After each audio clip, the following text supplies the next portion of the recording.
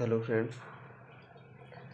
पिछली वीडियो में हम प्रस्तावना और संविधान सभा के बारे में डिस्कस कर चुके थे। आज एक नया टॉपिक है भारतीय संविधान के स्रोत, तो उसके बारे में डिस्कस करेंगे। और क्वेश्चंस आते भी हैं कि भारतीय संविधान के अधिनियम जो इंडियन गवर्नमेंट एक्ट जो 1935 है, उसमें क्या क्या प्रोविजंस थे, ब्रिटेन के संविधान से क्या लिया गया है, आयरलैंड के संविधान से क्या चीज़ें हमारे भारत संविधान के अंदर हैं। तो जो चीज़ें इसके अंदर हैं वो एज इट इज़ पूछी जाती है, मिलान में पूछी जाती हैं, और तो क्वेश्चन आता नहीं है। या फिर डायरेक्ट पूछ लिए जाएंगे कि नीति निर्देशक तत्व कहाँ से लिए गए हैं, बाकी और कुछ नहीं आता। बाकी मिलान में ऐसे क्वेश्चन आते हैं, तो इसके बारे में डिस्कस करेंगे। और जो भारतीय संविधान है, उस भारतीय संविधान के अंदर जो अनुसूचियाँ हैं, तो उनके बारे में भी देखेंगे। तो ये दोनों टॉपिक आज क्लियर करते हैं इसी के अंदर। तो पहला तो है भारतीय संविधान के स्रोत। भारतीय संविधान के स्रोत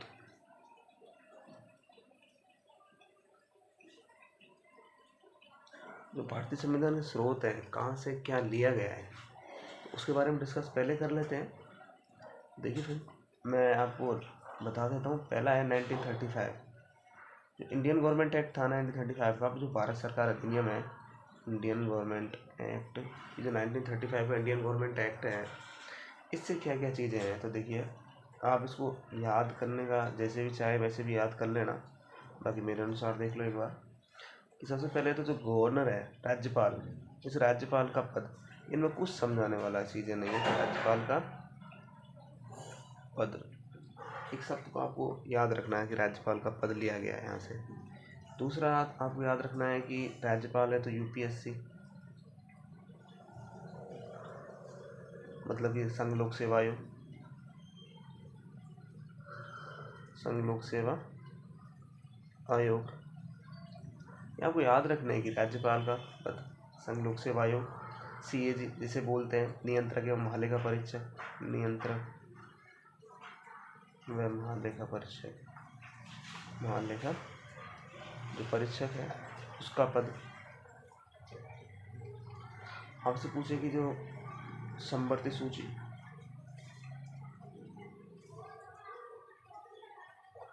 आपसे पूछे प्रशासनिक ढांचा, तो ये 5 चीज़ तो आपको याद रखनी है कि गवर्नर का पद है, यूपीएससी है, सीएजी है, संवर्ती सूची है और प्रशासनिक ढांचा। ये 5 चीज़ें हो गई। उसके बाद में छठी चीज़ आती है आपातकालीन प्रोविजन, मतलब कि इमरजेंसी प्रोविजन, आपातकालीन प्रावधान, आपातकालीन प्रावधान। जो इमरजेंसी प्रोविजंस हैं, आपातकालीन प्रावधान भी यहीं से प्रेरित। आप पूछ जाए कि SC ST मतलब अनुसूचित जाति और जनजाति क्षेत्रों हेतु विशेष प्रावधान, तो SC और ST जो क्षेत्र हैं, इन क्षेत्रों हेतु विशेष प्रावधान है ना, वो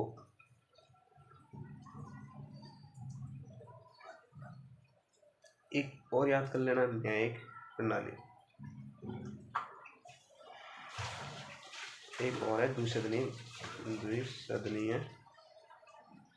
व्यवस्था। तो आपको ये जो 1935 जो इंडियन गवर्नमेंट एक्ट था, इससे क्या क्या चीज़ें ली गई हैं, तो ये आपको याद रखनी है। तो आप याद कैसे भी कर लेना इनको। यूपीएससी सबसे पहले याद कर लेना गवर्नर, उसके बाद याद कर लेना यूपीएससी, संघ लोक सेवा आयोग। फिर याद कर लेना इसी के साथ में आपको एक और इम्पोर्टेंट है अध्यादेश जारी करना। अध्यादेश जारी, ये इम्पोर्टेंट है, अध्यादेश जारी करना है ना। तो ये आप याद कर लेना कि जो राज्यपाल है, एक राज्यपाल का पद हो गया, फिर उसके बाद में यूपीएससी संघ लोक सेवा आयोग हो गया, सीएजी हो गया, द्विसदनीय विधायिका व्यवस्थापिका हो गई, व्यवस्था हो गई, अध्यादेश जारी करने की शक्ति होगी, न्यायिक प्रणाली होगी, SC ST क्षेत्रों हेतु विशेष प्रावधान हो गए, इमरजेंसी प्रोविजंस हो गए, प्रशासनिक ढांचा हो गया। तो ये सारी चीज़ें हैं जो 1935 के एक्ट से ली गई। ठीक है, आगे चलते हैं। तो आगे है ब्रिटेन का संविधान। ब्रिटेन का जो संविधान है, ब्रिटेन का जो संविधान है, संसद के बारे में जो भी चीज़ें आएंगी, संसद का मंत्रिमंडल संबंध जो भी चीज़ें आएंगी, वो सारी ब्रिटेन से है।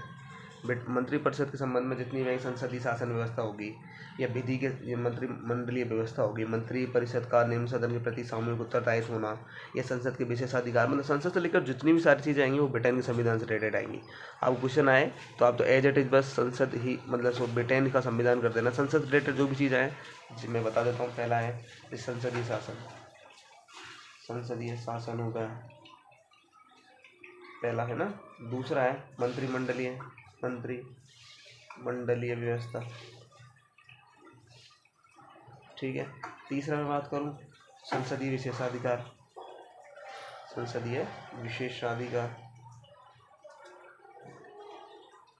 चौथा मैं बात करूं जो मंत्रिपरिषद है, मंत्रिपरिषद की बात कर रहा हूँ फिर मंत्रिमंडल की बात नहीं कर रहा। मंत्री जो परिषद है ये निम्न मंत्रिपरिषद का निम्न सदन के प्रति सामूहिक उत्तरदायित्व।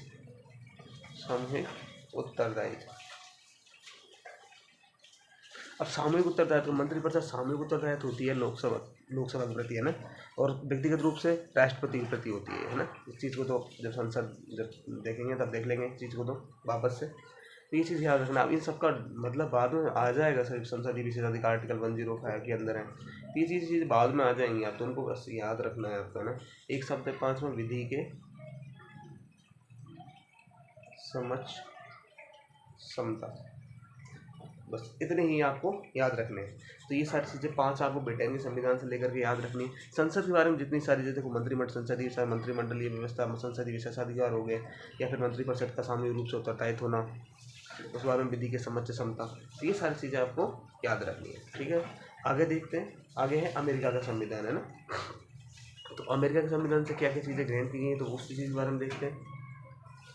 आपको ये जो चीज़ें हैं आपको याद रखनी है बस, और कुछ नहीं है इनमें, ठीक है। आगे देखते हैं अमेरिका, जो अमेरिका का संविधान है उस अमेरिका के संविधान से क्या क्या चीज़ें ग्रहण की गई है। तो देखिए सबसे पहले आपको देखो स्वतंत्र न्यायपालिका है ना, स्वतंत्र न्यायपालिका। अब न्यायपालिका की बात आ गई तो न्यायपालिका के संबंध में 3 बातें हैं। तो देखो स्वतंत्र न्यायपालिका करती है न्याय पुनरावलोकन करती है, न्याय पुनरावलोकन करती है ना। और क्या करती है न्यायपालिका के अंदर क्या रहता है, न्यायाधीश तो जजों को हटाना, तो न्यायाधीशों को हटाने की प्रक्रिया, न्यायाधीशों को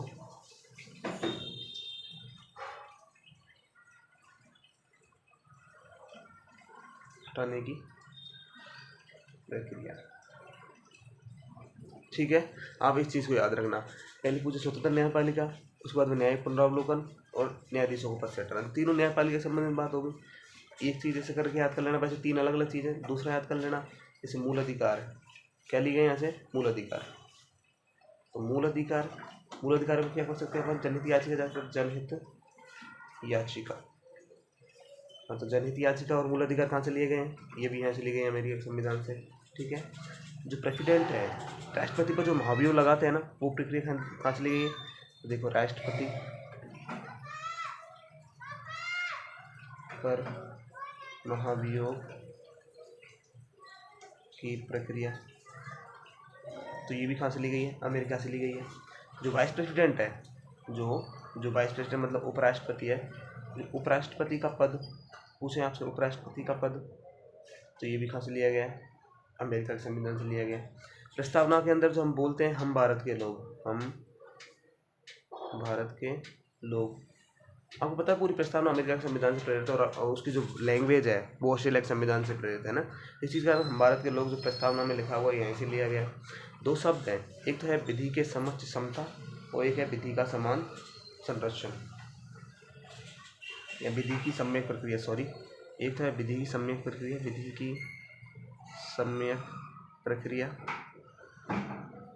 और एक है विधि का समान संरक्षण, ठीक है। तो ये आपको याद रखने दोनों। तो ये हुआ अमेरिका का संविधान। इधर देखा आपने इंडियन गवर्नमेंट एक्ट 1935 का, ये ब्रिटेन का संविधान था, इससे क्या लिया गया। अभी देखा अमेरिका के संविधान से। ये तीनों बड़े हैं, बाकी जितनी भी चीज़ें हैं छोटी छोटी हैं। जैसे कि अगला पढ़ते हैं, जैसे ऑस्ट्रेलिया नहीं, अपन देखते हैं अभी ऑस्ट्रेलिया का संविधान देखते हैं। ऑस्ट्रेलिया के संविधान से क्या लिया गया तो आपको साथ साथ याद हो जाएगा। ऑस्ट्रेलिया का संविधान, ऑस्ट्रेलिया। ठीक है, ऑस्ट्रेलिया के संविधान से क्या लिया गया? तो जो संवर्ती सूची है, तो संवर्ती सूची की संविधान से ग्रहण की गई है। तो यहाँ से प्रस्तावना का प्रारूप मतलब प्रस्तावना की भाषा, प्रस्तावना की भाषा वो संसद की जो जॉइंट मीटिंग होती है, संसद के जो दोनों सदनों में विरोध हो जाता है संविधान संशोधन छोड़ के, और जो फाइनल जो मनी बिल है उसको छोड़ करके जो संशोधन संयुक्त बैठक बैठती है, तो संयुक्त जो जॉइंट मीटिंग है, हिंदी में लिख देता हूँ, संसद के दोनों सदनों की संयुक्त बैठक, ये संयुक्त बैठक का प्रावधान भी ऑस्ट्रेलिया के संविधान से लिया गया। आपको ये तीनों चीज़ें याद रखनी है। आगे देखते हैं कि जो फ्रांस का संविधान है, इस फ्रांस का संविधान जो है उस वहाँ से क्या लिया गया। देखिए फ्रेंड, फ्रांस के संविधान से क्या लिया गया। एक तो जो गणतंत्र शब्द है, गणतंत्र, ये चीज़ें वहाँ से ली गई है। और आपको पता हो तो प्रस्तावना के अंदर जो स्वतंत्रता है, स्वतंत्रता, समानता, जो बंधुता का जो आदर्श है ना, ये आपको मैंने पहले भी बताया होगा कि स्वतंत्रता, समता और बंधुता का जो आदर्श है, ये तीनों फ्रांस के संविधान से ग्रहण किए गए। आगे देखते हैं कि जो जर्मनी है, आपको जर्मनी के संविधान सिर्फ एक ही बात याद रखनी, जर्मनी संविधान से क्या चीज़ याद रखनी है कि इससे एक ही बात है कि जो आपातकाल लगता है केवल संघ, आपातकाल मतलब जो सेंट्रल गवर्नमेंट है वही आपातकाल लगा सकता है। तो ये चीज़ें आपको याद रखनी है, बस एक ही चीज़ से है ना, जर्मनी संविधान से। उस बाद में जापान संविधान से भी आपको एक ही बात याद रखनी, जापान को कैसे स्थापित किया गया था, विधि द्वारा। तो ऐसे याद कर लेना, तो विधि द्वारा स्थापित प्रक्रिया, विधि द्वारा स्थापित प्रक्रिया। ठीक है, तो ये हो गए चीज़ें जो एक एक चीज़ें। अब देखते हैं अपन जो सोवियत संघ रूस है, सोवियत संघ जो रूस है, उस सोवियत संघ रूस के संविधान से क्या चीज़ें ग्रहण की गई। सिर्फ एक ही बात याद रखनी, दो बात याद रखनी। प्रस्तावना में जो न्याय, एक तो प्रस्तावना के अंदर, प्रस्तावना में जो न्याय है, सामाजिक, आर्थिक, राजनीतिक, वो तीनों प्रकार के न्याय। और एक चीज़ याद रखना ना, मूल कर्तव्य। आपको ये याद रखना पड़ता है मूल कर्तव्य कहाँ से लिए गए और मूल अधिकार कहाँ से लिए गए हैं और नीति निर्देशित तत्व कहाँ से लिए गए। जब पढ़ेंगे उस टाइम भी याद रखेंगे, इनको तो मैं बता दूंगा वापस से, बाकी आपको यहाँ से याद रखने। एक संविधान एक और याद कर लेना, यही की है यहाँ, तो दक्षिण अफ्रीका है, दक्षिण अफ्रीका का जो संविधान है, उस दक्षिण अफ्रीका के संविधान से क्या लिया गया था, जो संविधान संशोधन करने की जो प्रक्रिया है, संविधान संशोधन, संविधान संशोधन करने की जो प्रक्रिया है, संविधान संशोधन की प्रक्रिया, संविधान संशोधन करने की प्रक्रिया, तो ये चीज़ कहाँ से ली गई, दक्षिण अफ्रीका से ली गई, संविधान संशोधन करने की प्रक्रिया। एक बात और है, जो राज्यसभा है, जो राज्यसभा है, इस राज्यसभा के जो सदस्यों का निर्वाचन होता है ना, किस प्रक्रिया से होगा, तो वही चीज़ें दक्षिण अफ्रीका संविधान से ग्रहण की गई है। संविधान राज्यसभा के सदस्यों का निर्वाचन। ठीक है, एक संविधान एक और बच जाता है फ्रेंड, आयरलैंड। जो आयरलैंड का संविधान है वहाँ से क्या चीज़ ग्रहण की गई है, तो उस चीज़ के बारे में देख लो। जो DPSP है, जो नीति निर्देशक तत्व हैं, वो वहाँ से लिए गए। नीति निर्देशक जो तत्व हैं वो कहाँ से ग्रहण किए गए, यहाँ से। अभी मैंने आपको थोड़ी देर पहले बताया कि राज्यसभा के सदस्यों का निर्वाचन, लेकिन राज्यसभा के सदस्यों का मनोनयन जो है वो यहाँ से लिया गया है। तो राज्यसभा के सदस्यों का मनोनयन। ठीक है, ये दोनों चीज़ें आपको याद रखनी है यहाँ से। एक बात और, जो प्रेसिडेंट है, राष्ट्रपति है, उन राष्ट्रपति की जो निर्वाचन पद्धति है ना, वो भी यहाँ से ग्रहण की गई, निर्वाचन पद्धति। तो ये थे फ्रेंड्स जितने भी जो इनमें कुछ समझाने वाला चीज़ें नहीं, इनको तो याद रखना है आपको। मैंने सारे बता दिए हैं कि आयरलैंड के संविधान से क्या ग्रहण किया गया है, ऑस्ट्रेलिया के संविधान से क्या ग्रहण किया गया है, अमेरिका के संविधान से क्या ग्रहण किया गया है, मूल कर्तव्य कहाँ से लिए गए हैं, ये जापान विधि द्वारा स्थापित प्रक्रिया कहाँ से ली गई है, जापान से ली गई है, प्रस्तावना में न्याय कहाँ से प्रेरित हैं, तो रूस के संविधान से हैं। तो ये सारी चीज़ें आपको बस याद रखनी है, बाकी इनमें कुछ नहीं है। और क्वेश्चन ऐसे ही आता है कि नीति निर्देशक निम्न में से किस संविधान से प्रेरित है, तो आयरलैंड के संविधान से प्रेरित है। निर्वाचन पद्धति कहाँ से प्रेरित है, तो आयरलैंड के संविधान से प्रेरित है। ये पूछ ले गणतंत्र शब्द कहाँ से, तो फ्रांस के संविधान से।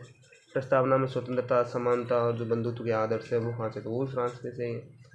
केवल संघ आपातकाल लगा सकता है, आपातकाल के बारे में जो भी बात आएंगी वो सारी जर्मनी की बात आएंगी।